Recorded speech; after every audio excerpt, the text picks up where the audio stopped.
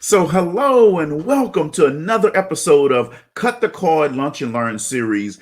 I'm so excited that you joined us today. Every Wednesday at noon Central Time, we will release a new episode of Cut the Cord. Make sure you download the show notes as your takeaway gift and use them to help guide you through the rest of the week. And share them with your team. I guarantee you they're going to be beneficial to you. So you may ask, what is cut the cord? Cut the cord is cutting the thing that's holding you back, cutting whatever ties that are holding you to the ground from soaring high like an eagle. So we want you to cut the cord and fly, because we know that you have the ability to fly. Today's session is going to be a quick 30 minutes, and we're going to be in and out. It's on live on YouTube and on our Facebook pages. So today's session is all about priorities. See, you can't manage time. You can't control time. It moves on with or without you. However, you can manage and control your priorities. See, it's not time that is the problem. It's what you do with it that's really the problem. So, what's your priorities? And the question is not, will my calendar be full? Because we know it will be. The question is, who and what will fill my calendar? See, I love what William James said. He says, the art of being wise is knowing what to overlook. Now, isn't that just a powerful statement? The art of being wise is knowing what to overlook. I would probably add on there what to also delegate. So by the end of this session, I want you to answer these two questions for yourself. Now, be ready to write these down. If you already have the show notes, they're on the bottom of your show notes. But here are the two questions that you need to answer for yourself, not for anybody else, just for yourself. The first question is, how can I do my best? How can I do my best? How can I be the best version of me? And then the second question is, how can I do better today than I did yesterday? Those are the two questions that you need to answer for yourself by the end of this session. So I want you to go ahead and sit back, relax, and enjoy this session of Cut the Cord. I know you're going to really enjoy it. Well, hello. I'm glad to be back with you again today for another session of Cut the Cord. My topic for the day is priorities. What must I change? So many years ago, I learned a concept called the Pareto principle. Have you heard of it? Essentially, it states that 80% of our results come from 20% of our priorities. It matters because I discovered early on that there's never enough time to do everything, but there's always enough time to do the most important things.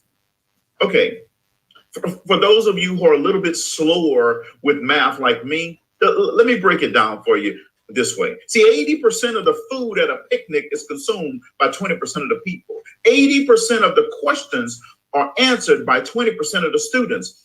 80% of the clothes in your closet are worn 20% of the time. 80% of the projects are done by 20% of the team members. 80% of sales is generated by 20% of the people. 80% of the class discussion is done by 20% of your students. Now you get it. It makes sense, doesn't it? Right? When I learned this concept way back in college, it changed the way I spent my time. See, I was doing too many things because I wanted to be so involved, and I was spreading myself too thin. But I was doing the wrong things. See, I needed to start working smarter, not harder, to get where I wanted to go. So as you develop your inner leadership and start increasing your influence with others, it's imperative that you evaluate your priorities. See, if you're managing your time and cramming your days with the wrong things, you'll stalemate. You'll just be doing a lot of stuff, my friend. See, you'll get stuck on managing instead of leading yourself well. Let me say that again. You're going to get stuck managing your time and managing things instead of leading yourself well. That's why today I'm going to give you the 3 R's to determining the few priorities you need in your top 20%. Top 20%, that's it. See, there's never enough time to do everything, but there's always enough time to do the most important things. But let me make sure you understand me. There's never enough time to do everything, but there's always enough time to do the most important things. See, you're going to use these 3 questions to determine what are your top 20%. Okay, these three R's will help you evaluate your priorities so that you're successful in leading yourself and avoiding a stalemate at all costs. Let's just dive right in. Number 1, you have to ask yourself, what is required of me? What must I do that only I can do? What is required of me? See, any realistic assessment of priorities in any area of your life must start with the realistic assessment of what you must do.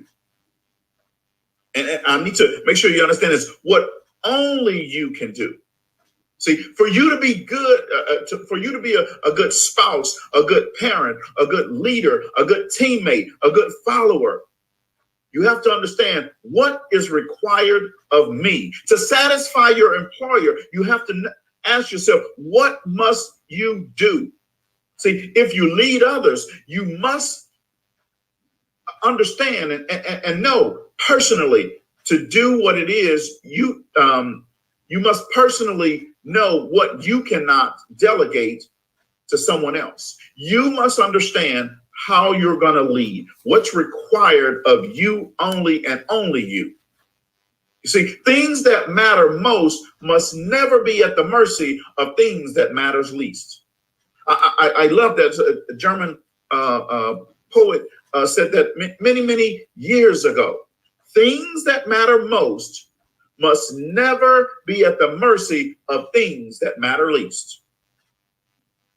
Number 2, what's my return?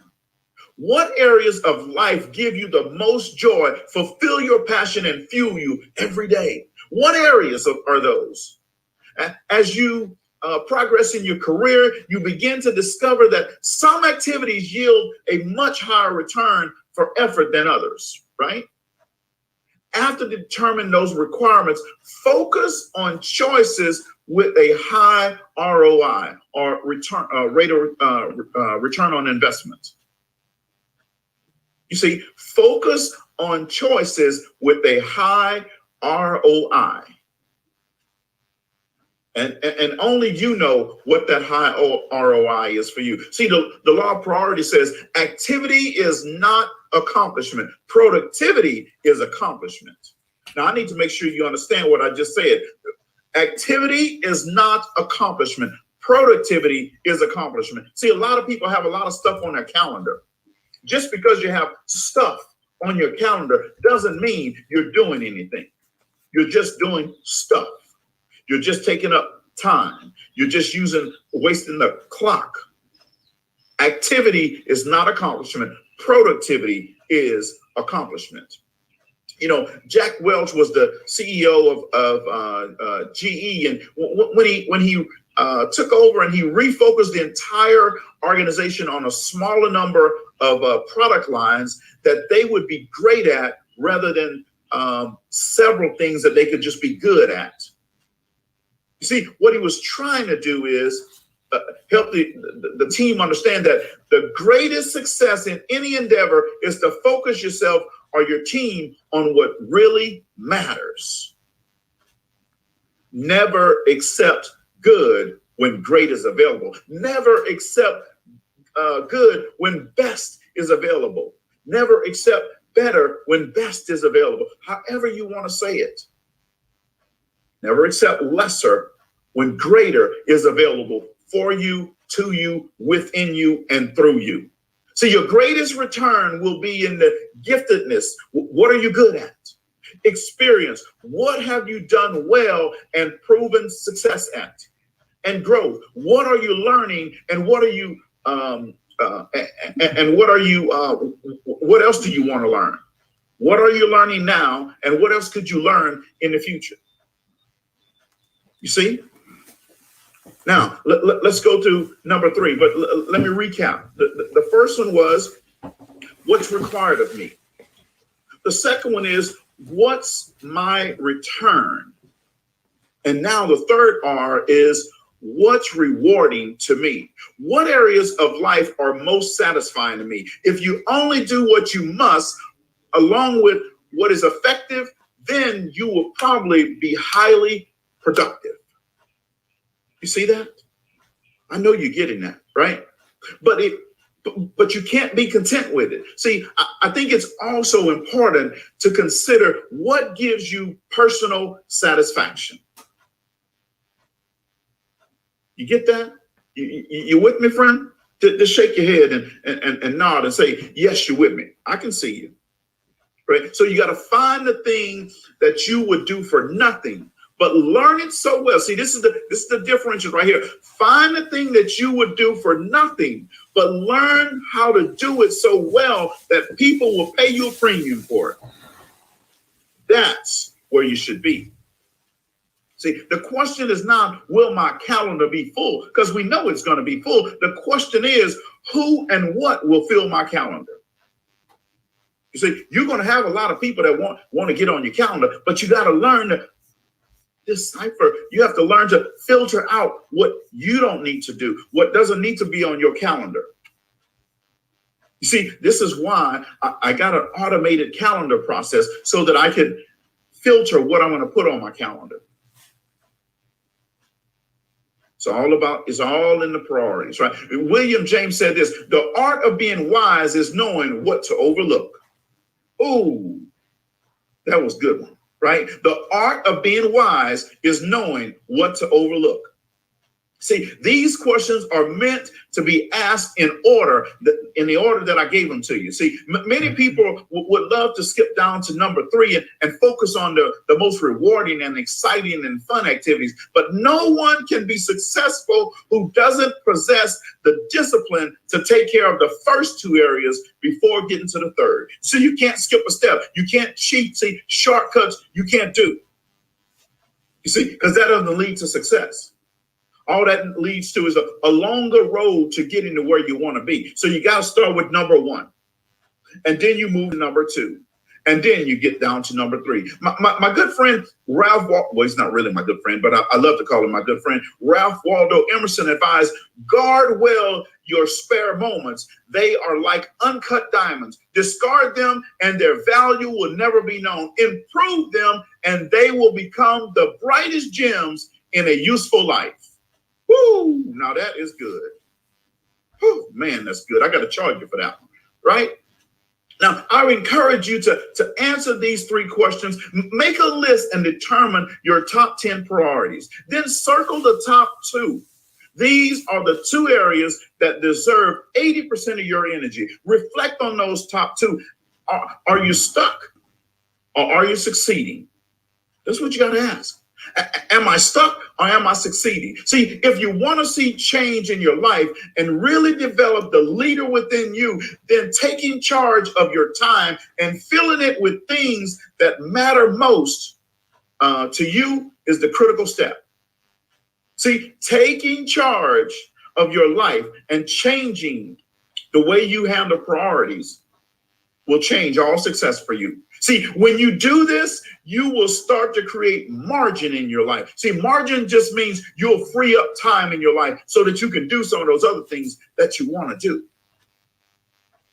So let me tell you, and then I'm going to get out of here. Let me tell you how to create margin in your life. See, don't wait to create margins in your life, meaning prioritize. You got me? You heard that? You understand that? Don't wait to create margins in your life. Prioritize. It's going to automatically create margins in your life. See, you think you will do it when you have more time. Then you're going to prioritize. See, everybody always thinks they have more time. But let me let you in on a secret, folks. You see, no matter how much money you have, no matter how much money I have, we all only have 24 hours in a day. We all only have 86,400 seconds in a day. That's it. We can't buy more. We can't ask for more. We can't stop time. So you have to prioritize in order to create margin in your life. See, you think you think you'll you say to yourself, well, people need me, so I have to do this. No, let me tell you another secret. People will always need you. It doesn't mean that you have to make that a priority for you. See, in order to create margin in your life, you got to prioritize. You have to understand those 3 R's. Now, here are the questions you need to ask yourself. And you need to write these down. Let me give you a few minutes to make sure you got your pen and fresh piece of paper. Here, write these 4 questions down. I'm going to go slow with them so that you can get them. The first question is, what are the top 20% of my possessions that give me the most value? What are the top 20% of my possessions that I get the most value out of? That's number 1. Number 2, what are the 20% of the clothes that I wear 80% of the time? So you can clean out that closet. You can get rid of some stuff. What are the top 20% of the clothes that I wear 80% of the time? Get rid of everything else.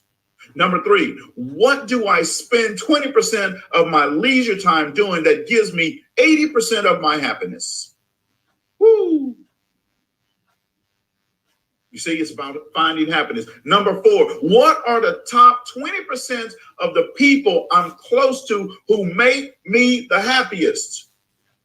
You can get rid of all those other people that are just causing you heartache and pain, and they're not encouraging you. They're always telling you you can't do it. You're not ready for that. You're not good enough. You can get rid of those people. Who are the top 20% of the people I'm close to that make me the happiest? Ooh. Now, here's a second category of questions that you need to answer, and then I'm going to be done here. So you need to embrace the priority principle. Now, here, these are 5 questions right here, right? So determine the areas where, man, let me tell you, these are just good. You got to determine the areas where you've not lived according to good priorities. And then you have to ask yourself these 5 questions. Number 1, you ready? Are you ready for this? Here you go. Where do I need to work smarter instead of harder? Ooh. Where do I need to work smarter instead of harder? That's number 1. Number 2, what must I change to stop trying to have it all? Uh-oh, you can't have it all, folks. What must I change to have it all? By prioritizing. Number 3, what good things can I stop doing in order to do the best things? Ooh, yeah, that's what I'm talking about. What good things can I stop doing in order to have the best things? Number 4, what must I do to become more proactive instead of reactive? How many of you are reactive with things when you know you should be proactive with things? So what must I do to become more proactive instead of reactive? That's a good one. Number 5. Well, all of these are really good, folks, but I just love them so much. Number 5. What can I do to stop doing urgent but unimportant things? Uh-oh. Now you're gonna make somebody mad with that one, because you're gonna start telling them no. And I just want you to know, no is a great word. Sometimes you have to say it, because people come to you at the last minute saying, I need your help urgently, but it's not important to you. So what can I do to stop doing urgent but unimportant things? You see, if you don't have a plan, I think it's Peter Drucker says it. If you don't have a plan, chances are you're going to fall into somebody else's plan. And guess what they have planned for you? But it might have been my friend Jim Rohn that said that, but you get the point, right? And guess what they have planned for you? Nothing. So stop doing urgent but unimportant things. Remember, you don't work your to-do, you don't work for your to-do list. Make your to-do list work for you. Let me say that again so that I make sure that you get this. Remember, you don't work for your to-do list. Make your to-do list work for you.